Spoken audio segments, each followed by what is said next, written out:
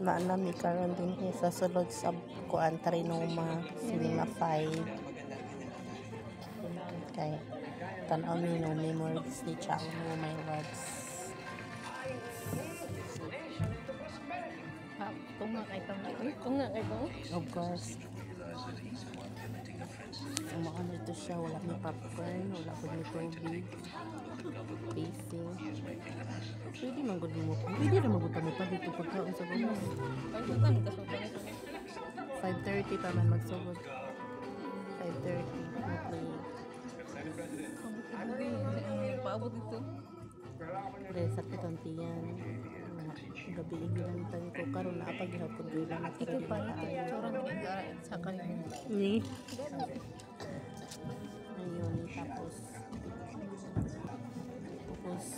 mo niya ang mga kauban na.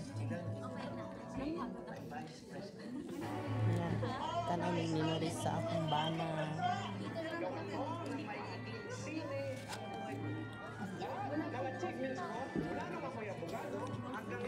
Muna siya, kana siya.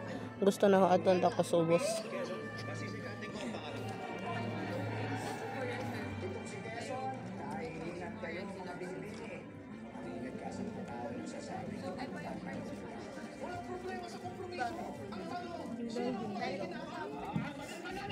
Ingnan lang kayo, pwede palitan ko din mo upo. Pwede pa ikaw.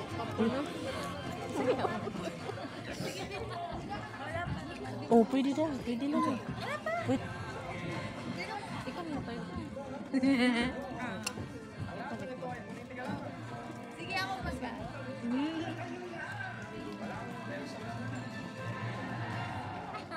Kaya din mo na kami sa mga gastos bit mo sa pag. Photo cards. Mahal dito.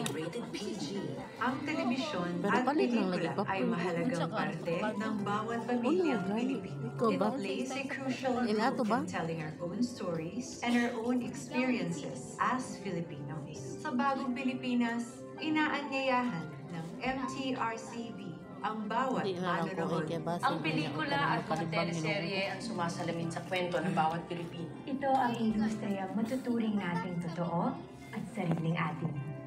Di ba? Murag mga yayaman din o mga pelikula, telebisyon mga ay kuha na ikaw rin, at mga alipin ni online. tayo.